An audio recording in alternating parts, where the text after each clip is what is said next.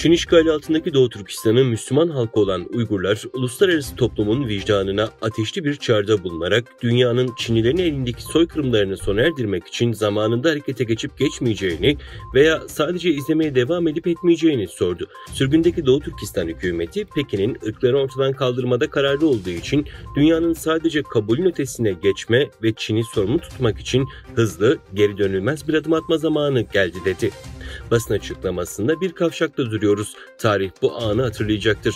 Dünya bir ulusun yok olmasını önlemek için harekete geçecek mi, yoksa bu karanlık bölümün tarihte tartışmasız bir şekilde yazılmasına izin verecek ve gelecekte benzer vahşetlerin yaşanmasının önünü açacak mıyız?" ifadelerini kullandı. Uluslararası Af Örgütü 25 Ağustos'ta Çin tarafından 3 yıl hapis cezasına çarptırılan ve cezasını Kaşgar'daki Muş Kadınlar Hapishanesi'ne çeken 19 yaşındaki Uygur genci Kamile Vahit hakkında özel bir açıklama yaptı.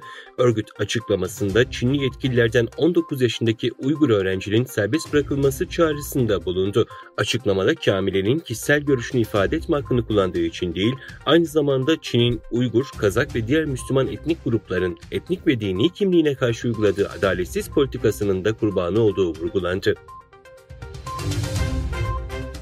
Çin'e ait istatistikler, Çin'deki 13 nükleer santralinin her birinin 2021'de okyanusa Japonya'nın Fukushima Daiichi nükleer santralinden bir yıl içinde salınması planlanan miktardan 10 kat daha fazla radyoaktif trityum saldığını ortaya çıkardı.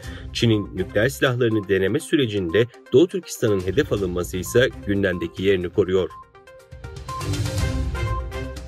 ABD Ticaret Bakanı, Çin'de iş yapan Amerikan şirketlerinin iki ülke arasında artan jeostratejik rekabet ve siyasi gerilimler nedeniyle yatırım ortamına dair endişelerinin çoğaldığı bir dönemde Çin'e ziyaret gerçekleştirdi. Voice of America'nın haberine göre bakan, dünyanın en büyük iki ekonomisi arasındaki ticari bağları güçlendirmeyi ve Amerikan ulusal güvenlik ticari önlemlerinin tartışmaya kapalı olduğunu ilan etmeye amaçlayan 4 günlük Çin ziyareti kapsamında Pekin'de bulunuyor. Çin'de sanayi şirketlerinin karlarının Ocak-Temmuz 2023'te geçen yılın aynı dönemine göre %15,5 gerilediği bildirildi. Ulusal İstatistik Bürosu verilerine göre yıllık cirosu 20 milyon yuan'in yani 2,74 milyon doların üzerindeki sanayi işletmelerinin toplam karları Ocak-Temmuz döneminde 3,94 trilyon yuan yani 540 milyar dolar oldu. Rusya Soruşturma Komitesi, Tver bölgesinde özel jetin düşmesi sonucu ölenler arasında Wagner'in kurucusu Prigojin'in de bulunduğunu teyit etti. Ölen 10 kişinin kimliklerinin tespit edildiğine işaret edilen açıklamada, sonuçların uçakta hayatını kaybedenlerin yer aldığı 23 Ağustos'ta yayınlanan listeyle aynı olduğu belirtildi.